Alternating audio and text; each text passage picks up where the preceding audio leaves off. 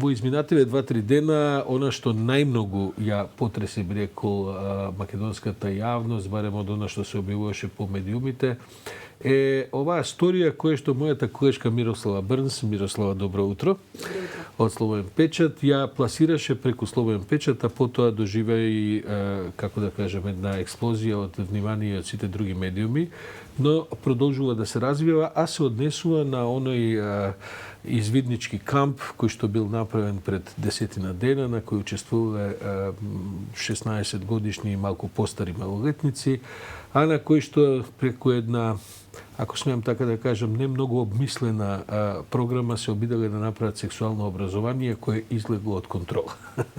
Мирослава, прво, како дојде до историјата? Па, бидејќи во секојдневието работам на теми поврзани со здравството и ковид кризата, мојот круг на извори е претежно во здравството. И се случи родителот кој што ја имал оваа ситуација, неговото дете да учествува на ваков камп, да е од здравствениот сектор, значи да станува збор за работник во таа дејност. И преку такви канали се обратија до мене најпрви, неофицијално, со прашања како би можеле во институциите на системот тоа да го пласираат. Јас тоа им го објаснив, меѓутоа попатно ги добив и деталите кои што ме шокираа. Родителот прифати и да говори и на снимка, мислам, за искуствата на неговата ќерка. Да. Тој се согласи да биде снимен разговорот и да го прочита тоа кое што неговото дете го сведочало пред училишниот психолог и кое што подоцна беше пријавено во МВР и обвинителството. Ќе стигнеме до тоа, инаку таа снимка на родителот ја има на сајтот на Слободен печат и до сега има илјадници прегледи и преслушувања всушност.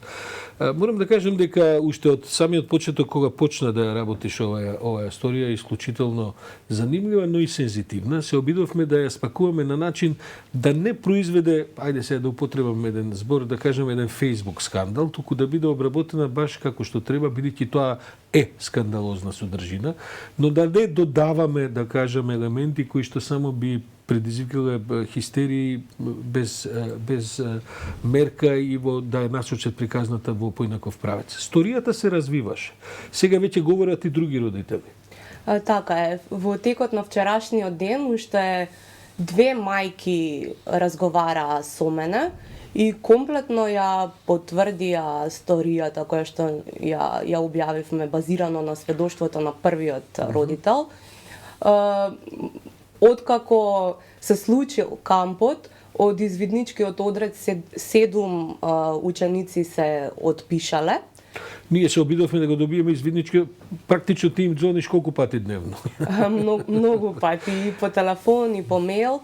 Успеав да ги добиам само првиот ден, кога со недоверба ја примија приказната што јас ја ги прашував. Значи, со недоверба го примија моето прашање. Ние не сме сигурни дали навистина родителот се пожалил до вас. Иако јас им ги раскажав сите спорни елементи од самата изјава. Ајде малку, зашто всушност се работело на кампот? Вака накратко, бидејќи не сум сигурен дека баш сите ја виделе приказната. Според тврдењата на родителите, базирано на тоа што им го кажале децата, станувало збор за 3-дневен камп, за кој што им било само навестено дека ќе биде за сексуална едукација.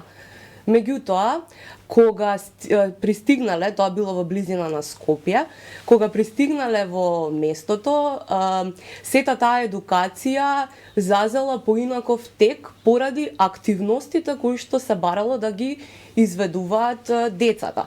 Дел од нив вклучувале соблекување на облеката, набројување на бројот на сексуални партнери кои што ги имале 16 годишниците, понатаму сликање. Родителот ми тврдеше дека требало да отидат дека децата отишле покрај манастир и требало да симулираат сексуална поза, при што друго дете ќе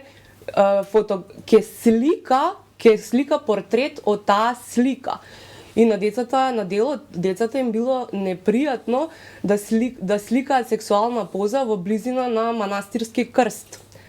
Мислам, и кога не би бил манастир во прашање, веројатно би било подеднако непријатно. Кога дел од нив, една група од 7 или 8 ученици се спротиставиле, значи родителите тврдат дека на лице место децата се спротиставиле, не сакале да учествуваат во тоа, се пожалиле на организаторите, на самите предводници, тие кои што им биле старешини. Меѓутоа им било кажано да се изаминат, кој не сака да учествува да се замина, а тоа не можеле да го направат затоа што станувало збор за делумно непристапен предел со мечки во шума во ноќно време. Во секој случај и за возрастни, а не па за деца ни шума, сега дали баш има мечки и волци, тоа е прашање, но во секој случај апсолутно не како да кажем, недвосмислено, неадекватно и лошо постапување. За мене беше многу важно, сакам само извини што ќе те прекинам. За мене беше многу важно да ја представиме, да го снимам разговорот. Значи, јас кога го слушав сведочењето на родителот, самата не можев да поверувам во тоа што го слушам. Јас си реков, Мирослава, ако ова не го снимиш, тебе никој нема да ти верува дека некој ти го сведочил. И второто најважно ми беше да го заштитиме идентитетот на детето, да ја заштитиме, да не биде тоа двојно виктимизирано, бидејќи веќе станува збор за дете кое што мора да биде под психолошка поддршка благодарение на оваа несоодветна едукација.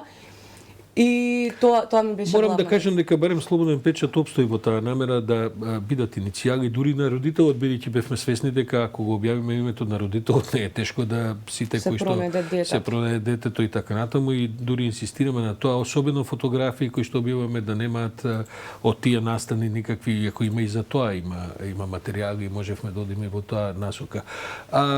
Во меѓувреме се појавија, се разбира, извидничкиот одред за кој станува збор е еден од најстарите во Македонија, и тоа е сепак, како да кажем, младинска организација која постои со децении, и ова не име прв пат да го организираат овој камп. Се појавија информации дека нив ги поддржува градот со некакви финансии, дека се поддржани од Хера, една позната невладина организација која поддржува детски активности, дури и Отворено општество, фондациите и така натаму. Сите тие се дистанцираат од сето ова во изминатите денови. Има ги некои нови моменти околу тоа? Како што спомена, сите организации се дистанцираа од оваа активност, што дополнително го наметнува прашањето како оваа активност била финансирана, дали била спроведувана со обучувачи кои што претходно биле едуцирани, дали ова било во приватна режија или во режија на самата организација, дали за ова има дозвола, бидејќи за спроведување на било каква едукативна активност, школска или воншколска, потребни се дозволи од Бирото за развој на образование. Целата истрага би требало да се фокусира и на тоа дали ова е правено, како да кажеме, надвор од прописот и стандардот, и дали било правено во приватна режија.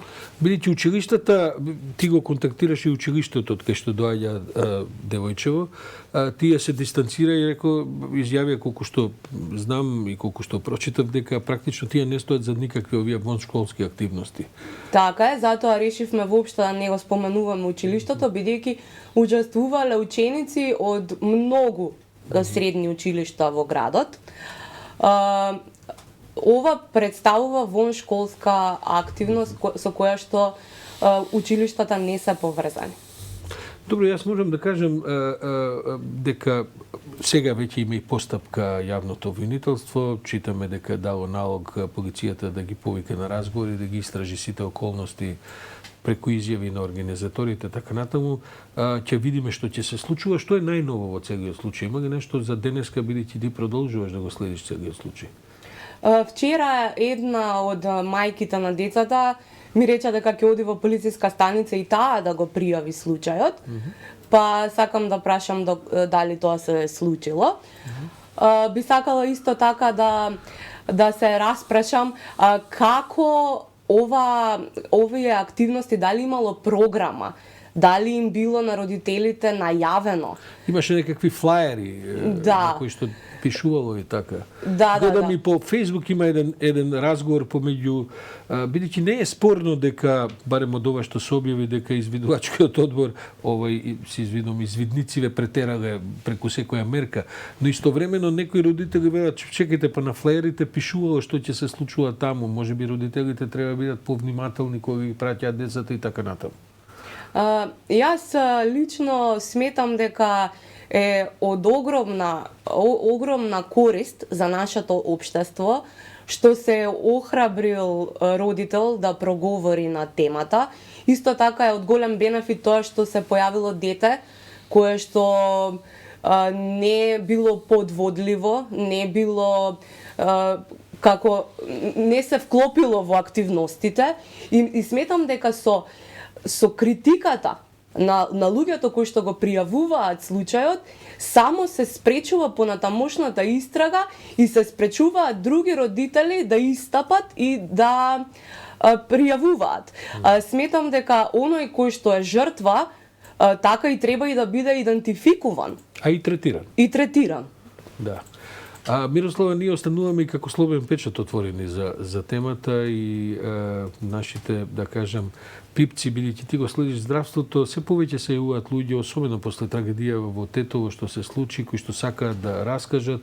Морам да кажам дека овој родител кој што ја раскажа првично приказната делуваше многу артикулирано. Тоа се мачни 10 минути, кои сега веќе не знам колку трае таа снимка, можеби и повеќе, меѓутоа многу систематизирано и многу артикулирано, без да кажам додавања.